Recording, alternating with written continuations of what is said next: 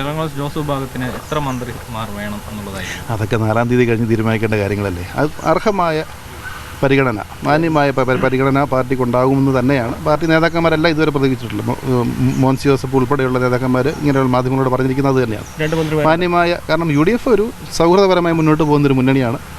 അത് അർഹമായ മാന്യമായ പരിഗണന എല്ലാ ഘടകകക്ഷികൾക്കും ഉണ്ടാവും. അല്ല, ഈ കേരള കോൺഗ്രസ് എന്ന് പറഞ്ഞപ്പോൾ ഈ തെരഞ്ഞെടുപ്പിന് മുമ്പ് കുറച്ച് സാക്രിഫൈസ് ഒക്കെ ചെയ്ത ഒരു പാർട്ടിയാണ് മറ്റുള്ളവർക്കേക്കാൾ കൂടുതൽ. സ്വാഭാവികമായിട്ടും ഈ സർക്കാർ അധികാരത്തിൽ വരുമ്പോൾ ആ പരിഗണന ലഭിക്കുമോ? അല്ല, ഞാൻ പറഞ്ഞില്ലേ, വിട്ടുവീഴ്ചകൾ ചെയ്യുക എന്ന് പറയുന്നത് ഒരു മുന്നണി സംവിധാനത്തിൽ അനിവാര്യമായ കാര്യമാണ്. അപ്പോൾ വിട്ടുവീഴ്ച ചെയ്യുമ്പോൾ അതിൻ്റേതായ പ്രതികരണങ്ങളിലും എല്ലാ ഭാഗത്തു നിന്നും ഉണ്ടാകുമെന്നുള്ള പ്രതീക്ഷയിലാണ് എല്ലാവരും. തെരഞ്ഞെടുപ്പിന് മുൻപ് തന്നെ പ്രതീക്ഷിച്ചിരുന്ന ഒരു ഫലമാണ് എക്സിറ്റ് പോളിലും പുറത്തു വന്നിരിക്കുന്നത്.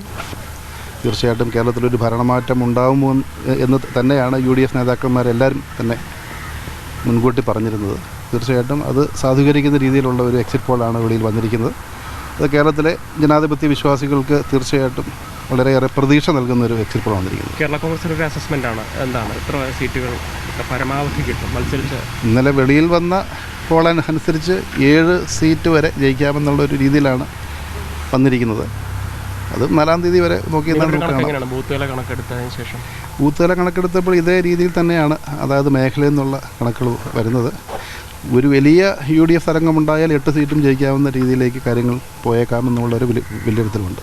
വലിയ രീതിയിൽ മുഖ്യമന്ത്രി ചർച്ചകൾ വലിയ രീതിയിൽ നടന്നുകൊണ്ടിരിക്കുകയാണ്. VD ആവണോ, KC ആവണോ, ചെന്നിത്തല എന്നൊക്കെ ചോദിച്ചുകൊണ്ട് പരസ്യമായിട്ട് വലിയ ചർച്ചകൾ, പോസ്റ്ററുകളൊക്കെ പ്രത്യക്ഷപ്പെടുന്നു.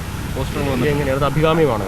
അത് കോൺഗ്രസ് പാർട്ടിയുടെ ആഭ്യന്തര കാര്യങ്ങളാണ്. പിന്നെ ഒരു ജനാധിപത്യ പാർട്ടിയാകുമ്പോൾ ചർച്ചകൾ ഉണ്ടാകുന്നത് സ്വാഭാവികമാണ്. ഏകപക്ഷീയമായ ഏകാധിപത്യമല്ലല്ലോ. കാര്യം പല നേതാക്കന്മാരുണ്ട്, കഴിവുള്ള നേതാക്കന്മാരുള്ള പാർട്ടിയാണ്. അതിനകത്ത് സ്വാഭാവികമായിട്ട് ഉയർന്നു വരുന്ന ചർച്ചകളുള്ളൂ. അത് UDFൻ്റെ ഒരു മുന്നോട്ടുള്ള ഒരു സ്മൂത്തായിട്ടുള്ള, ശാന്തമായിട്ടുള്ള, ഒരു സൗഹൃദപരമായുള്ള രീതിയിലേക്കുള്ള തീരുമാനങ്ങൾ എടുക്കാൻ പ്രാപ്തരായ നേതൃത്വമുള്ള ഒരു മുന്നണി തന്നെയാണ് UDF. അപ്പം അത് കേരള കോൺഗ്രസിന് അങ്ങനെ എന്തെങ്കിലും ഒരു തലം വരുന്നതിന് മുമ്പേ ഇത്തരം ചർച്ചകൾ അത് പബ്ലിക്കിൻ്റെ ഇടയിൽ ഒരു അസംതൃപ്തി ഉണ്ടാക്കില്ല? തെരഞ്ഞെടുപ്പ് ഫലം പോലും വരുന്നതിന് മുമ്പ് അല്ല, ഇങ്ങനെ ഒരു ചർച്ച വന്നതുകൊണ്ട് നമ്മുടെ ഒരു പൊതുജനങ്ങളെ ബാധിക്കുന്ന ഒരു വിഷയമാണിത്. ഇതൊരു ആ പാർട്ടിയുടെ ആഭ്യന്തര കാര്യമല്ലേ. അവർ ആ പാർട്ടിയിലൊരു ആര് നേതൃത്വത്തിലേക്ക് വരണമെന്നുള്ള ചർച്ച ഉണ്ടാകുന്നത് സ്വാഭാവികമാണ്. ആ ചർച്ചയുടെ ഭാഗമാണ് എന്ന് കടക്കൂട്ടിയാൽ മതിയല്ലോ. വിലക്കുന്നു, അങ്ങനെ ചെയ്യരുതെന്ന് പറയുന്നു, നിയന്ത്രണം ഏർപ്പെടുത്തുന്നു. ഇല്ല, അത് ഞാൻ പറഞ്ഞില്ല.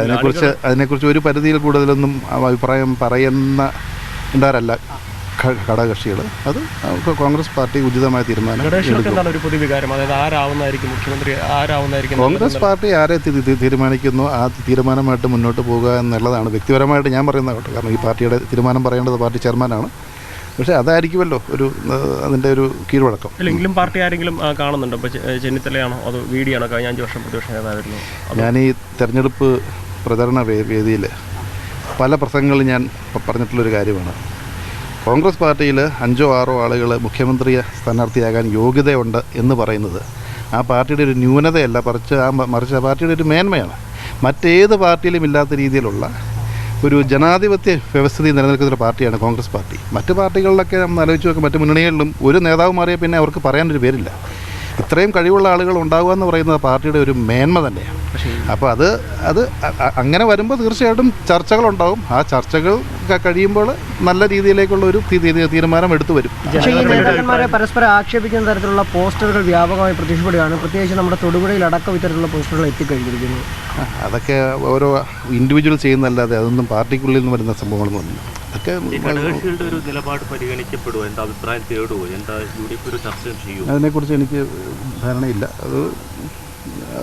അത് പാർട്ടി നേതൃത്വമായിട്ട് എടുക്കേണ്ട കാര്യങ്ങളാണ്. അധികാരത്തിൽ വന്നാൽ കേരള ജോസ് വിഭാഗത്തിന് എത്ര മന്ത്രിമാർ വേണം എന്നുള്ളതായിരിക്കും? അതൊക്കെ 4-ാം തീയതി കഴിഞ്ഞ് തീരുമാനിക്കേണ്ട കാര്യങ്ങളല്ലേ. അത് അർഹമായ പരിഗണന, മാന്യമായ പരിഗണന പാർട്ടിക്കുണ്ടാകുമെന്ന് തന്നെയാണ് പാർട്ടി നേതാക്കന്മാരെല്ലാം ഇതുവരെ പ്രതീക്ഷിച്ചിട്ടുള്ളത്. മോൻസി ജോസഫ് ഉൾപ്പെടെയുള്ള നേതാക്കന്മാർ ഇങ്ങനെയുള്ള മാധ്യമങ്ങളോട് പറഞ്ഞിരിക്കുന്നത് തന്നെയാണ് മാന്യമായ. കാരണം UDF ഒരു സൗഹൃദപരമായി മുന്നോട്ട് പോകുന്നൊരു മുന്നണിയാണ്.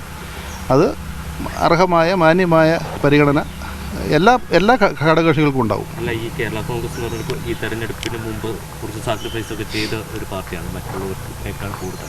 സ്വാഭാവികമായിട്ടും ഈ സർക്കാർ അധികാരത്തിൽ വരുമ്പോൾ ആ പരിഗണന ലഭിക്കുമോ? അല്ല, ഞാൻ പറഞ്ഞില്ലേ, വിട്ടുവീഴ്ചകൾ ചെയ്യുക എന്ന് പറയുന്നത് ഒരു മുന്നണി സംവിധാനത്തിൽ അനിവാര്യമായ കാര്യമാണ്. അപ്പോൾ വിട്ടുവീഴ്ച ചെയ്യുമ്പോൾ അതിൻ്റേതായ പ്രതികരണങ്ങളിലും എല്ലാ ഭാഗത്തു നിന്നും ഉണ്ടാകുമെന്നുള്ള പ്രതീക്ഷയിലാണ് എല്ലാവരും.